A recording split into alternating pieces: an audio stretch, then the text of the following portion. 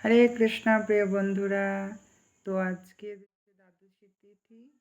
আর তো আজকে আরও একটা স্পেশাল দিন। আজকে হচ্ছে ভক্তিবিনোদ ঠাকুরের শুভ আবির্ভাব তিথি। তো আজকে আমি কিছু রেসিপি বানাচ্ছি। তো দেখো রোজকার রান্নার মতোই, কিন্তু খুব সুন্দর। তো দেখো আমি কেমনভাবে বানাচ্ছি। এখানে নিয়ে নিয়েছি ভেজে রাখা আলু, পটল আমি আগে থেকে ভেজে রেখেছি, পনির ভেজে রেখেছি, আর হচ্ছে আমি এখানে নিয়েছি একটু পাটনায় ছোলা সিদ্ধ করে নিয়েছি আমি আগের থেকে। তো কী বলো তো, এগুলো আমি আগে থেকে করে রেখেছি, তার কারণ হচ্ছে, আর দেখো এখানে আমি নিয়েছি এটা ফোড়নের জন্য তেজপাতা, শুকনো লঙ্কা, গোটা গরম মশলা, লবঙ্গ, এলাচ, ধনে গুঁড়ো, লঙ্কা গুঁড়ো, তারপরে হচ্ছে লবণ, হলুদ, কাশ্মীরি লঙ্কা, আর একটু হিং দিয়ে দেবো এর মধ্যে আমি। আর হচ্ছে এখানে নিয়েছি আমি এটা আজিনা মটন। তো সব কিছু আমি এক জায়গায় নিয়ে নিয়েছি। আর এইখানে দেখো আমি একটা পেস্ট বানিয়ে রেখেছি, যেটার মধ্যে আছে কাঁচা লঙ্কা, টমেটো, তারপরে জিরে, আদা, একটু পনির, আর হচ্ছে একটু চালমগজ। তো সব কিছু নিয়ে আমি একটু পেস্ট করে রেখেছি এখানে মিক্সিতে। আর এই দেখো বন্ধুরা, আমি তেল দিয়ে দিয়েছি, তেলটা আমার প্রায় গরম হয়ে গেছে। দেখো, তো একা হাতে যেহেতু মানে ভিডিও করা, রান্না করা, তো আমি প্রথমে যে ওইগুলো ভেজে নিয়েছি, সবজিগুলো কুটে বেছে ধুয়ে ভেজে নিয়েছি, তো সেটা আমি ভিডিও করতে পারিনি। তো এই দেখো আমি ফোড়নের জন্য আগে শুকনো লঙ্কাটা দিয়ে দিলাম। শুকনো লঙ্কাটা একটু কালো কালো হয়ে ভাজা হয়ে যাক।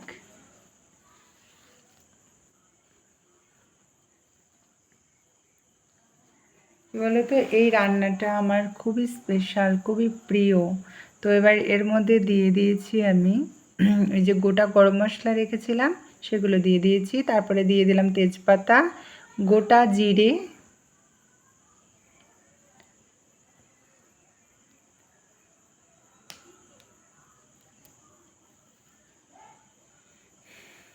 ভালো করে নাড়াচাড়া করে নিচ্ছি। দেখো লঙ্কাগুলো বেশ কালো কালো হয়ে গেছে আমার।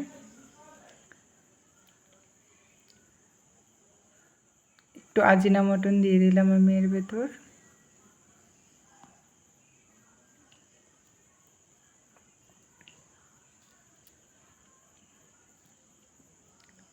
এবার দেবো একটু চিনি স্বাদের জন্য। তো অনেক মানুষে হয় চিনি পছন্দ করে না, তারা নাও দিতে পারেন। কিন্তু আমার নিরামিষ রান্নায় চিনিটা দিতে ভালো লাগে। এবার দিয়ে দিচ্ছি একটু হিং। হিংও অনেক কেউ পছন্দ করে না, কিন্তু নিরামিষ রান্নায় হিং, চিনি এগুলো দিলে আমার মনে হয় আমার ভালো লাগে। জানি না আপনাদের কেমন লাগে, আপনারা অবশ্যই আমাকে কমেন্ট করে জানাবেন। আর এগুলো অপশনাল, কেউ দিলেও দিতেও পারেন, নাও দিতে পারেন, সেটা আপনার ইচ্ছে, তবে দিলে ভালো লাগবে। এবারে আমি এই ফোড়নগুলো সব ভাজা ভাজা হয়ে গেছে, এখন দিয়ে দিচ্ছি পেস্ট করা মশলাটা। যেখানে রয়েছে টমেটো, কাঁচা লঙ্কা, জিরে, আদা, একটু পনির এবং চালমগজ। তো এটা ভালো করে আমি এখন কষাতে থাকবো। তো এবার এই যে এখানে ধনে গুঁড়ো, শুকনো লঙ্কা, লবণ যা কিছু আছে এগুলো আমি দিয়ে দেব, এক এক করে দিয়ে দেব। তোমার পরিমাপ মতোই এখানে প্লেটে ঢালা ছিল, তো আমি সবটাই আমার লেগে যাবে, আমি সবটাই ঢেলে দিচ্ছি একসাথে। এবার সব ভালো করে মিক্স করে নেব আর কষাতে থাকবো আস্তে আস্তে। খুব জোরে দেওয়া যাবে না এটা, তাহলে যেহেতু এটা বেশ গাঢ় আছে, তো কড়ার তলের দিক থেকে লেগে যাবে। আপনারা অবশ্যই এটা একটু জল দিয়ে দিয়ে কষিয়ে নেবেন। হ্যাঁ, কারণ জল দিয়ে দিয়ে কষিয়ে নিলে মশলাটা কষানো অনেকটা ভালো হয়, আর মশলা যত কষানো ভালো হয় ততই বেশি সুস্বাদু হয়। দেখুন আমি এখানে কিছুটা জল দিয়ে দিয়েছি। এবার এই জলটা দিয়ে দিয়েছি, এবার এটা আস্তে আস্তে আস্তে মানে কষাতে থাকবো যতক্ষণ না পর্যন্ত এটার চারিদিক দিয়ে তেল ছেড়ে যাচ্ছে, ততক্ষণ পর্যন্ত এই মশলাটা কষাতে থাকবো। কি বলুন তো, তেল ছেড়ে দেওয়া অবধি যদি সুন্দরভাবে মশলা কষানো যায় তাহলে যে কাঁচা একটা গন্ধ আসে সেটা আসে না। দেখুন আমার চারিদিক দিয়ে কত সুন্দর মশলাটার তেল ছেড়ে গেছে, খুব সুন্দরভাবে চারিদিক দিয়ে দেখুন কত সুন্দর তেল ছড়িয়ে গেছে।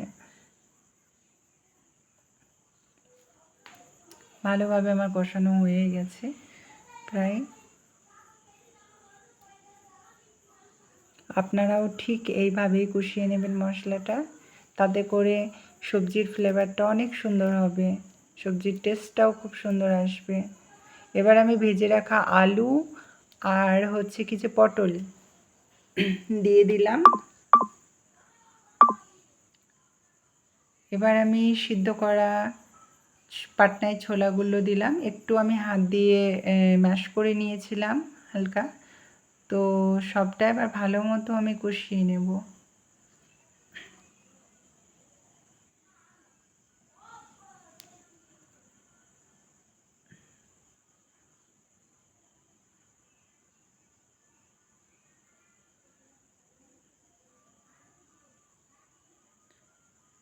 এবার কষিয়ে নেব। দেখুন আমার প্রায় কষানো হয়ে এসছে, বেশ ভালো করে কষে গেছে। তো এখনই দেখুন কত সুন্দর লাগছে সবজিটা, বেশ মাখো মাখো একটা, খুব সুন্দর লাগছে। আর যখন রেডি হয়ে যাবে তখন তো নিশ্চয়ই আরোই সুন্দর লাগবে। তো দেখো এবার আমি কষানো হয়ে গেছে যেহেতু, এবার আমি জল দিয়ে দেব।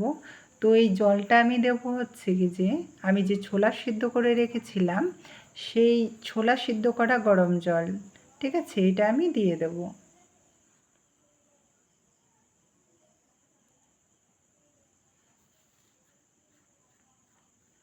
এবার ভালো করে আমি মেশাতে থাকবো।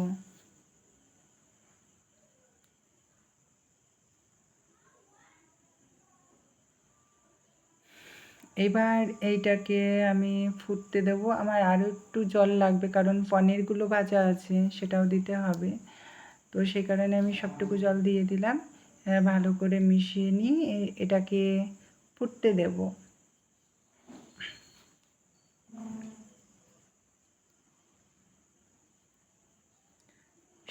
আলুগুলো সিদ্ধ হওয়া পর্যন্ত ভালো করে ফুটুক। আমি একটু ঢেকে দিচ্ছি এটা, তাতে করে ভালো করে সিদ্ধ হয়ে যাবে। দেখুন আমার আলু, আমি পনিরটা দিয়ে দিয়েছি, গ্রেভিটাও বেশ মাখো মাখো হয়ে গেছে। আলুটাও আমার দেখুন খুব ভালো করে সিদ্ধ হয়ে গেছে, এই দেখুন।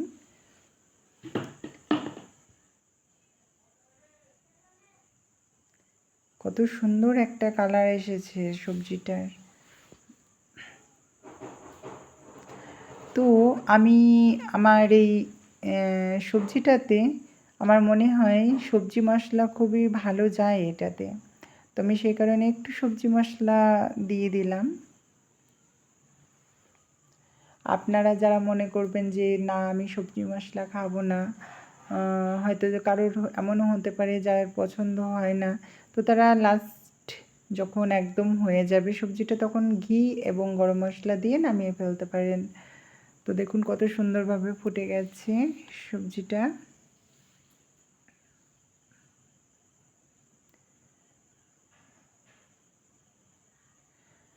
আর কত সুন্দর একটা ফ্লেভার আসছিল সবজিটা দিয়ে। দেখুন প্রায় আমার সবজি হয়ে গেছে, শেষের দিকে আমি এর উপরে একটু ঘি ছড়িয়ে দিলাম, একটুখানি গরম মশলা দিয়ে দিলাম। নিরামিষ রান্না হবে আর ঘি গরম মশলা থাকবে না, এটা তো হতেই পারে না, তাই না? তো এবারে আমি এটা ঢেলে নেব, একটুখানি রেস্ট করতে দেব। রেস্ট করতে দেওয়ার পরে একদম হালকা আঁচে দেব। তো তারপরে আমি হয়ে যাবে ঢেলে নেব। এই দেখুন আমার সবজিটা পুরো রেডি একদম। তো আমি ঢালার ভিডিওটা করতে পারিনি এবং ভগবানকে ভোগ নিবেদন করার আগে যে আমি রেডি করে নিই সেটাও আমি করতে পারিনি, আপনাদের দেখাতে পারিনি। করেছি কিন্তু আপনাদের দেখাতে পারিনি, কারণ আমার বাড়িতে কয়েকজন মাতাজিরা চলে এসেছিলো এই টাইমে, তো আমি আর ভিডিওটা আগে বানাতে পারিনি। তো এই পাত্রটায়